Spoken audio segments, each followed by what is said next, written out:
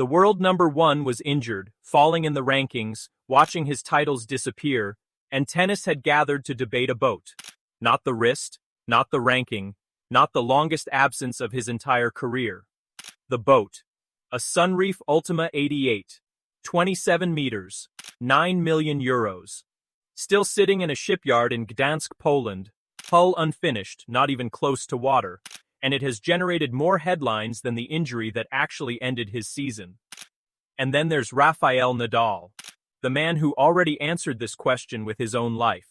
The man who bought the same boat, from the same builder, at the same shipyard, and described it as essential to his mental survival as a professional athlete. He watched all of this unfold, and said nothing. He couldn't hide it. And that silence is the entire story. Subscribe right now, because what I'm about to show you will make every take you've read this week look embarrassingly shallow. Here is what this story is not about. It is not about whether a 22-year-old should spend 9 million euros on a yacht. It is not about discipline versus distraction. It is not even really about Carlos Alcaraz. It is about a double standard so perfectly documented, so completely undeniable, that the most decorated player in tennis history had no choice but to go silent. Because the moment Rafael Nadal opened his mouth to say, maybe buying that yacht was a mistake, the entire world would have turned around and pointed at the Great White, his own Sunreef Power 80, currently docked in Puerto Cristo, Mallorca, and that sentence would have died before it finished. Nadal didn't stay quiet out of loyalty. He stayed quiet because the facts of his own life made speaking impossible. That is the story. Everything else is noise. Let's go back to the beginning. March 2020. Nadal is ranked top 5. Active season ahead. Grand Slams to defend. He takes delivery of a custom Sunreef Power 80 catamaran and speaks about it with complete, unapologetic pride. He calls it his refuge. Nights anchored off Mallorca, snorkeling, cooking on the flybridge. He says being on that boat gives him energy he cannot find anywhere else. Documented, on record. His own words. March 2026. Alcaraz is world number 1. He flies to Gdansk, tours the same Sunreef shipyard, signs a contract for the same brand of vessel. Different model, same builder, same justification. Word for word. One man did it and received a warm profile in a sailing magazine. The other did it and received a public trial. That is the only fact you need to hold on to for everything that follows. Before the Italian coaches and the fabricated quotes and the federation president who decided Alcaraz made a convenient scapegoat, let's establish what actually happened. Because the media's version has been so distorted, most people have no idea. Alcaraz loses to Sebastian Corda in the 3rd round of Miami, world number 1, defending champion, out before the 2nd week. He's frustrated. Instead of flying straight to Spain, he makes a detour to Poland. He tours the Sunreef shipyard in Gdansk. He signs a contract.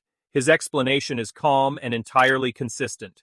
He has been considering yacht ownership for 2 years. The sea has been part of his life since childhood.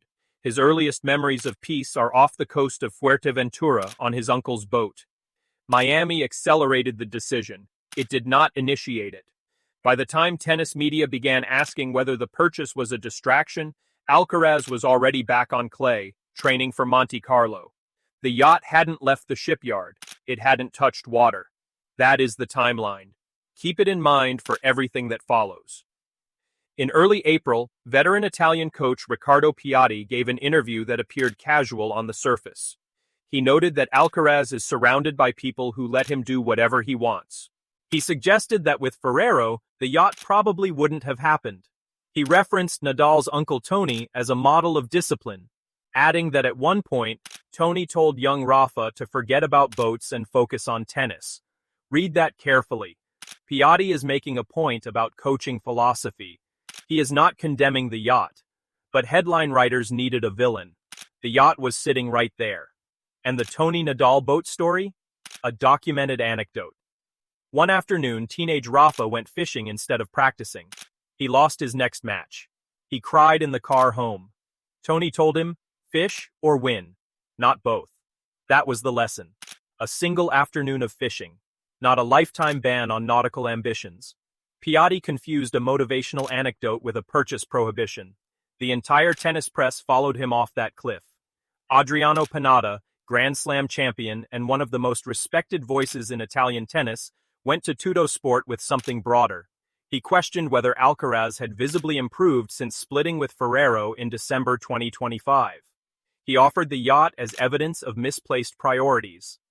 Then Angelo Binaghi, president of the Italian Tennis Federation, stepped in. He didn't address the yacht directly. He used Jannik's Sinner as a contrasting symbol. Sinner, disciplined, focused, monastic. Alcaraz, living off talent, ordering super yachts. The logic connecting all three Italian voices was identical. Sinner works. Alcaraz plays. Clean narrative. Collapses completely the moment you apply it to Nadal. Nadal bought a luxury yacht at the peak of his career, described it as essential to his mental recovery, spoke publicly and warmly about the peace it brought him. Nobody in Italian tennis questioned it. Nobody suggested it was incompatible with greatness. Nadal got the boat and the respect simultaneously. Alcaraz got the boat and a courtroom. The only difference is the name at the center of the story. This is where it moves from unfair to genuinely indefensible. Juan Carlos Ferrero, Alcaraz's coach for 7 years, the man most directly implicated by Piatti's observation, gave an interview to Corriere della Sera. He was asked whether Piatti was right, whether he had prevented the yacht purchase. What Ferrero actually said, according to the verified ATP transcript he later published himself, was measured, slightly melancholic. He acknowledged saying no to various things during his time with Carlos.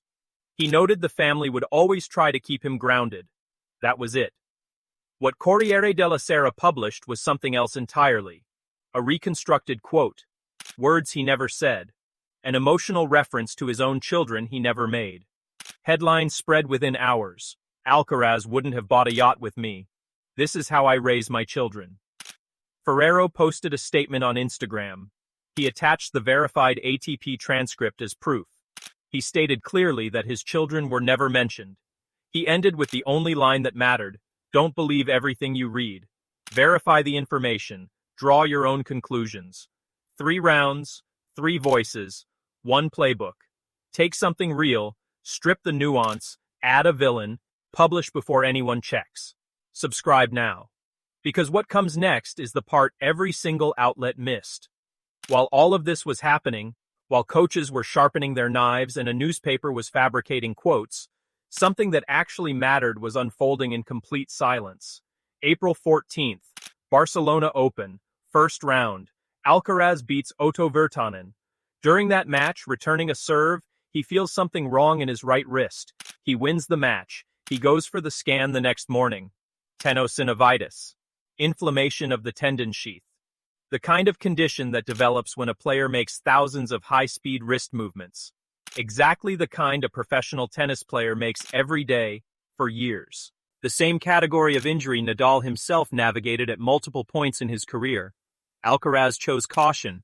He withdrew from Barcelona, then Madrid, then Rome, then Roland Garros, a tournament he had won the previous 2 years in a row, then Wimbledon, a tournament he had won twice and reached the final of 3 times.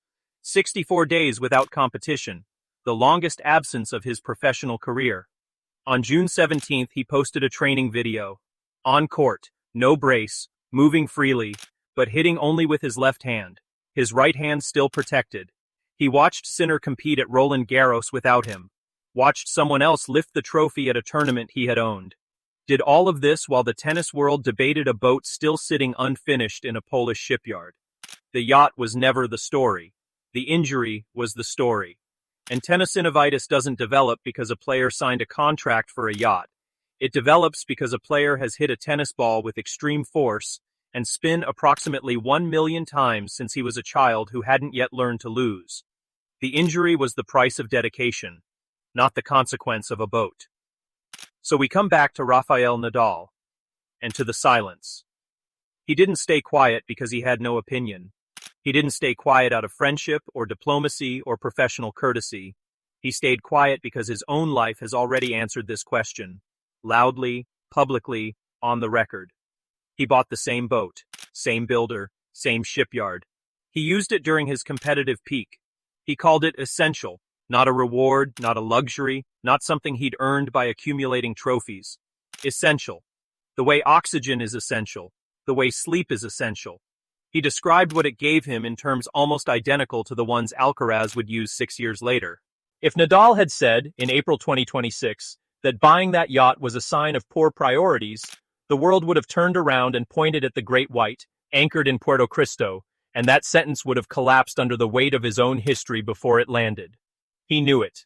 The silence wasn't neutrality, it was the clearest possible acknowledgement that he had already lived this exact moment, and that everything the Italian establishment was saying about Alcaraz could have been said about him, and wasn't. That is what the title means. Nadal couldn't hide it. Not a quote, not a reaction, just the weight of his own documented life, sitting there, making any response impossible. So he said nothing.